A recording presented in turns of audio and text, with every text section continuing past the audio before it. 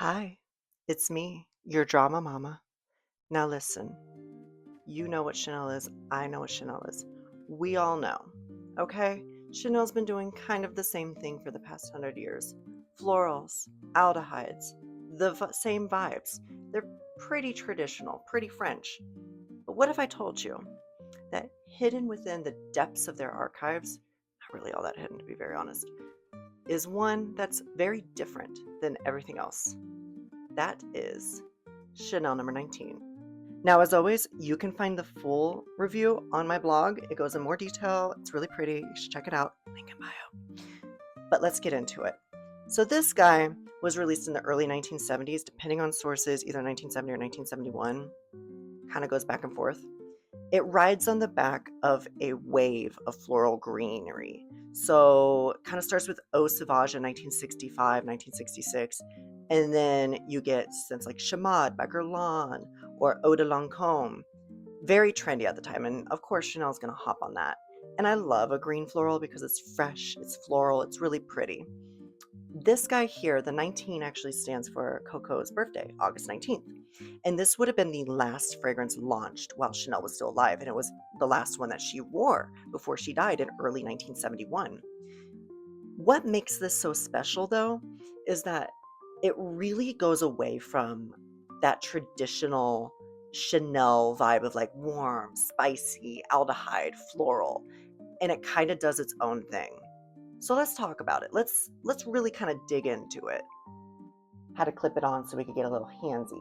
So listen, we're gonna spray her on and let's smell. Okay, so right away, Chanel number 19 is a green floral. So at its base is an ingredient known as galbanum. It's a resinous ingredient found, I believe, in the Middle East, and it kind of lends this very strange scent profile to the fragrance. It kind of goes right to the top and it punches you in the face with this very heavy, very acrid, almost sour kind of scent. But it's also not bad. Like, it's very kind of enthralling. Like, you keep wanting to go in for more, which is weird because you shouldn't, but you do. It's almost like that kombucha girl meme where she's like, like it's a weird one. And then right behind it at the top note is bergamot. That's leaving a little bit of like a citrusy, kind of fresh, sparkling, kind of feels like a sparkling lemonade. It's really refreshing. And then once we get into the base notes, which that's where we start to get to the heart of the scent. And that base note, I'm starting to smell a little bit more ylang-ylang. I'm starting to smell iris, some white florals. Those white florals are really kind of lending itself to a very, you know, airy, bubbly, fresh. It smells like a garden kind of vibe. At its base, we're getting some more kind of medicinal scents. Things like vetiver, that kind of stuff, greenery, a lot of things like that. If I had to describe number 19 in terms of like where it takes you, number 19 really kind of transports you through the clouds. Like you are high up in the air. It is crisp. It is a spring morning. It just rained. It's not raining anymore, but it just rained. And it's really fresh and refreshing.